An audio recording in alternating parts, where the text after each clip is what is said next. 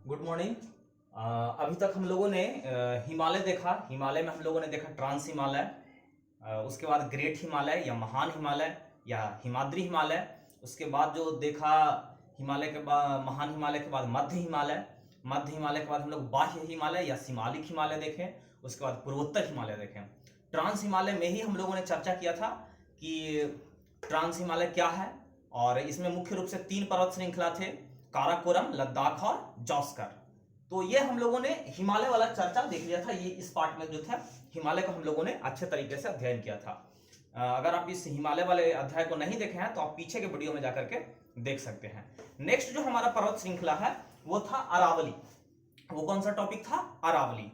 तो अरावली को आइए हम लोग स्टडी करते हैं। सबसे पहले तो अरावली को लोकेशन देखते हैं कि भारत में अरावली है कहां पर। देखिए, अरावली का मुख्य विस्तार राजस्थान में है, और आंशिक विस्तार आपको गुजरात और थोड़ा बहुत हरियाणा या हरियाणा से लगा हुआ जो दिल्ली एनसीआर है वहां पर है। यानी कि इसका विस्तार देखिए इस प्रकार से है। ये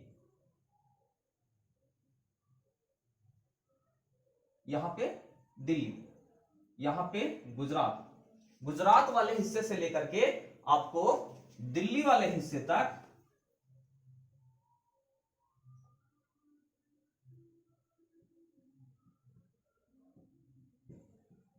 आपको देखने को मिलता है अरावली।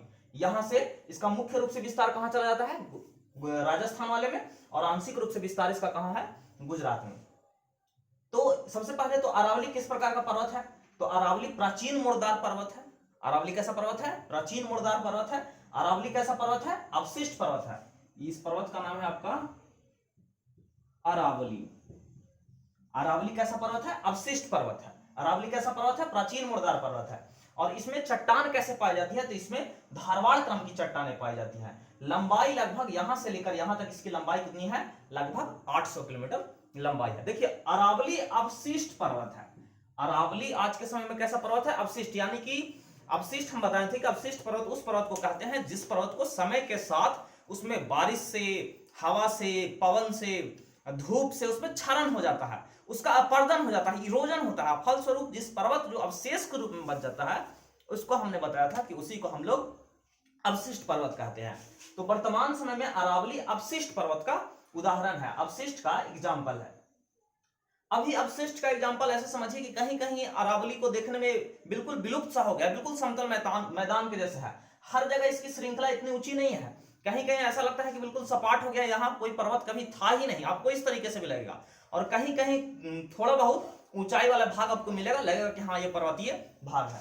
अरावली में अगर इसको देखते हैं इधर से दक्षिण पश्चिम से लेकर उत्तर पूर्व दिशा में अगर विस्तृत है, तो दक्षिण पश्चिम ये वाला भाग इसमें ज्यादा ऊंचा है और ये वाला भाग इसका कम विस्तृत है। इसको ऐसे समझिए, अरावली को देखिए मैंने यहां पर बांटा है, ये वाला मैप को समझिए।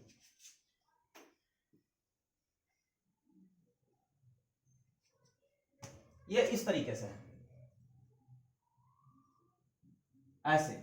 इसका ये वाला जो भाग है, ये वाला हिस्सा है, ये वाला जो हिस्सा है, ये वाला हिस्सा, इसकी ऊंचाई ज्यादा है। जैसे जैसे आगे बढ़ती है, यहां गुजरात वाले हिस्से से जैसे जैसे आगे बढ़ती है, दिल्ली की तरफ बढ़ती है, इसकी ऊंचाई क्या होती जाती है? कम होते जाती है। आगे जैसे जैसे बढ़ती है इसकी ऊंचाई कम होते जाती है। अरावली को 3 भागों में बांटकर अध्ययन किया जाता है। अरावली को कितने भागों में बांटते हैं? 3 भागों में बांट करके इसको पढ़ा जाता है। अब देखिए, इसी अरावली को हमने यहां पर मैप के माध्यम से दिखाया है। देखिए, यहां गुजरात के एक सबसे पहले जो है, इसको 3 भाग कौन कौन है? सबसे पहला है जरगा की पहाड़ी,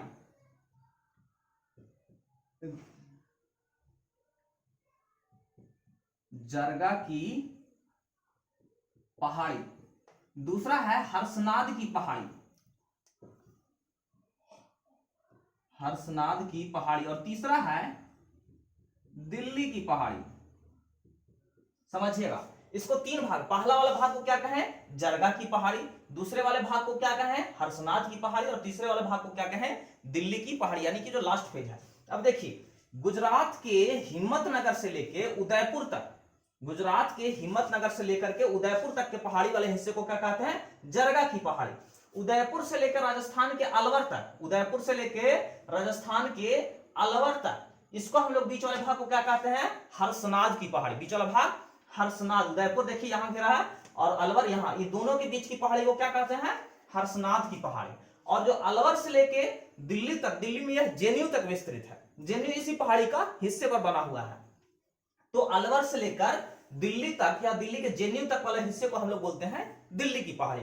अरावली श्रृंखला को हम लोगों ने 3 भागों में बांटा। पहला जरगा की पहाड़ी हिम्मतनगर से लेकर उदयपुर तक, दूसरा हर्षनाद की पहाड़ी उदयपुर से लेकर अलवर तक, और तीसरा दिल्ली की पहाड़ी अलवर से लेकर दिल्ली तक।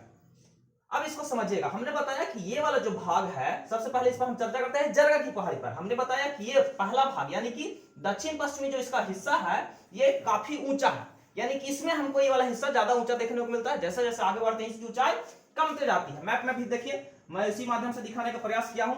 तो अरावली पर्वत की जो सबसे ऊंची श्रृंखला है, सबसे ऊंची श्रृंखला का नाम है गुरु शिखर। इसकी ऊंचाई 1722 मीटर है। इसकी ऊंचाई कितनी है? 1722 मीटर। ये आपको जरगा की पहाड़ी पर ही देखने को मिलता है, क्योंकि बार बार हम चर्चा कर रहे हैं कि इसका ये वाला हिस्सा, पहला जरगा की पहाड़ी का ही हिस्सा सबसे ऊंचा है। जैसे जैसे आगे बढ़ता है इसका ऊंचाई कमते जाता है। तो जो सबसे ऊंची चोटी है हमको इसी पहाड़ी पर देखने को मिलता है, जिसको किस नाम से जानते हैं? गुरु शिखर। बहुत बार प्रश्न आ चुका है कि अरावली पर्वत की सबसे ऊंची चोटी का नाम क्या है? आंसर क्या हो जाएगा? गुरु शिखर। इसकी ऊंचाई कितनी है? 1722 मीटर। तो ये सबसे बृहद स्तर है, सबसे ऊंचा वाला भाग है, और इसी को हम लोग क्या कहते हैं? गुरु शिखर। गुरु शिखर है कहां? गुरु शिखर राजस्थान के सिरोही जिला में स्थित है, और वहां का जो लोकल नाम है उसको बोलते हैं माउंट आबू। जो जगह है उसको बोलते हैं माउंट आबू।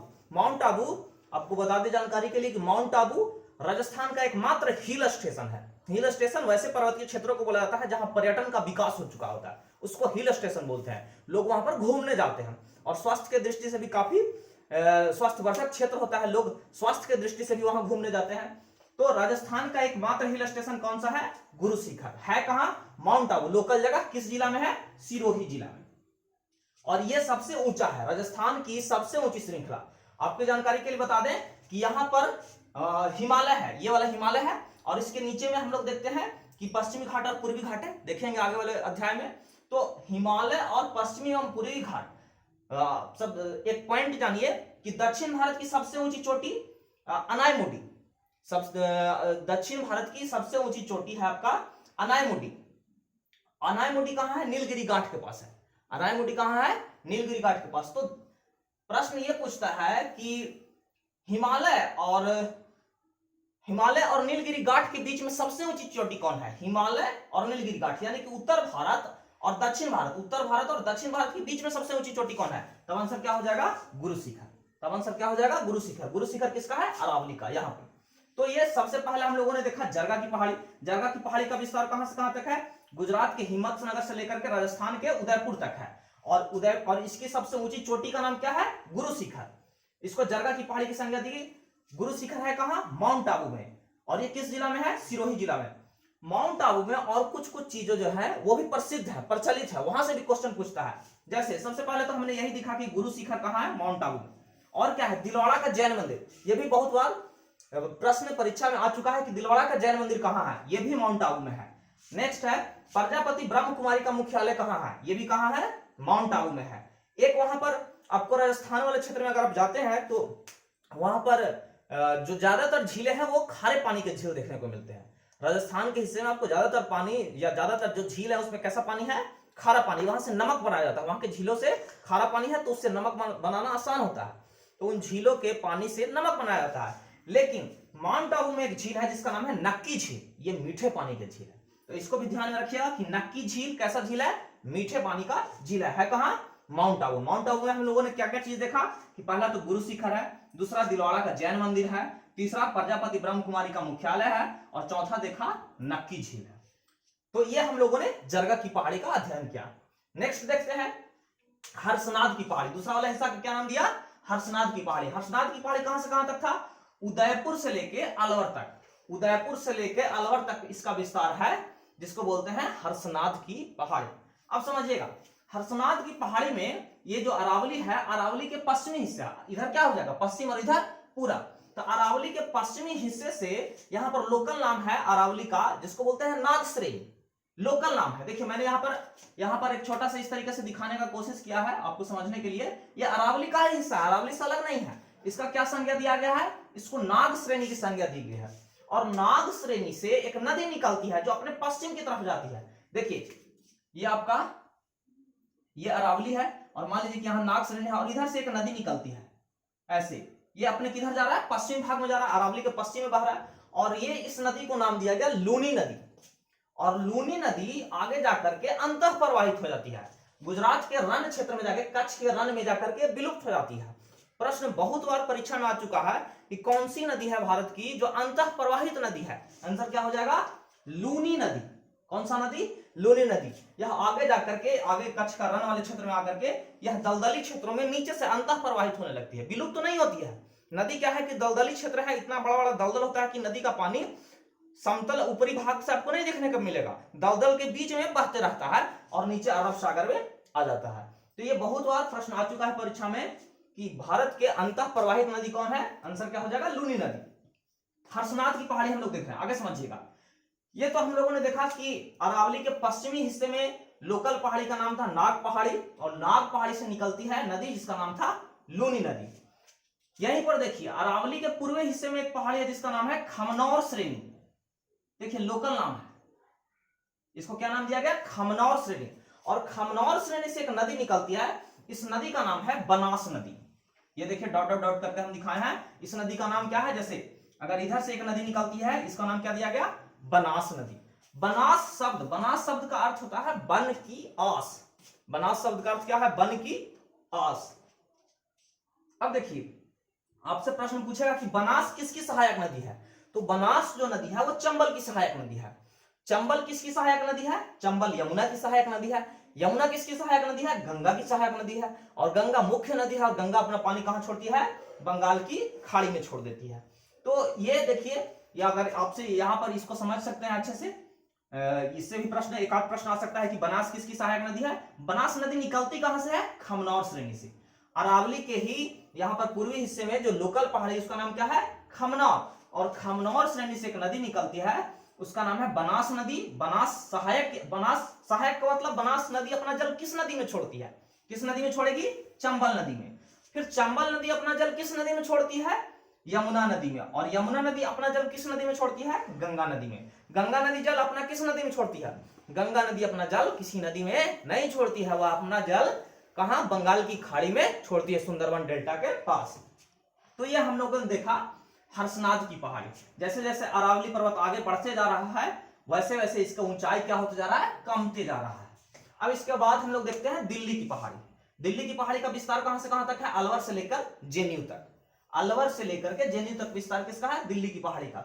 और इससे देखिए एक प्रश्न पूछता है कि भारत का राष्ट्रपति भवन किस पहाड़ी पर है। देखिए यहां पर अरावली पर्वत पर ही एक लोकल पहाड़ी है, रीजनल नेम है, जिसका नाम है रायसीना की पहाड़ी। क्या नाम है, रायसीना की पहाड़ी। और उसी पहाड़ी पर राष्ट्रपति भवन स्थित है। तो ये बहुत सारे एग्जाम में आ चुका है प्रश्न कि भारत का राष्ट्रपति भवन किस पहाड़ी पर है, आंसर क्या हो जाएगा, रायसीना पहाड़ी। अगर रायसीना पहाड़ी ऑप्शन में नहीं हो तब आंसर क्या हो जाएगा, अरावली पहाड़ी, क्योंकि रायसीना पहाड़ी किसका पार्ट है, अरावली का। तो ये हम लोगों ने देखा कि अरावली का विस्तार गुजरात की हिम्मतनगर से लेकर दिल्ली के जेएनयू तक विस्तृत है। इसका मुख्य विस्तार कहां है, मुख्य विस्तार राजस्थान में है। इससे मुख्य विस्तार इसका राजस्थान में एवं आंशिक विस्तार कहां है, गुजरात में है, दिल्ली में है। अब पूछता है कि अरावली के कौन कौन से प्रमुख दर्रा है, यहां से प्रश्न आ चुका है। अरावली में प्रमुख रूप से या मुख्य रूप से दो दर्रा है, एक दर्रा का नाम है पिपली दर्रा और दूसरे दर्रा का नाम है गोरान दर्रा। ये प्रश्न आ चुका है एग्जाम में कि पिपली दर्रा किस पर्वत श्रृंखला में देखने को मिलता है, आंसर क्या हो जाएगा, पिपली दर्रा, सॉरी अरावली पर्वत श्रृंखला में है। और दूसरा है गोरान दर्रा। अब समझिएगा अरावली आपका यहां पे है,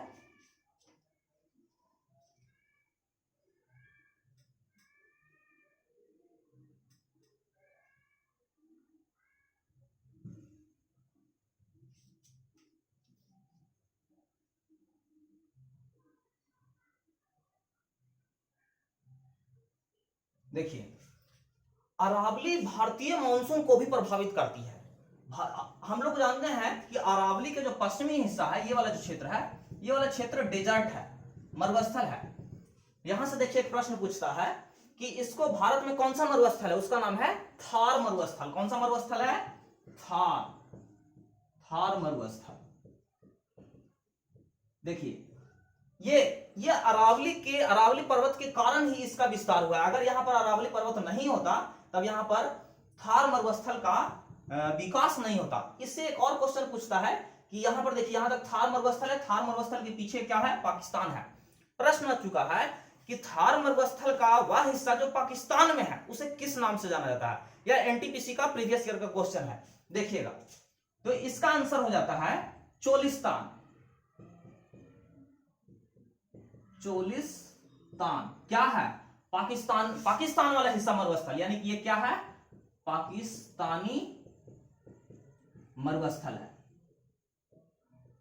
ये प्रश्न आ चुका है, प्रीवियस ईयर है, कि पाकिस्तान वाले हिस्से में जो थार मरुस्थल है उसको किस नाम से जानते हैं? आंसर क्या हो जाएगा? चोलिस्तान।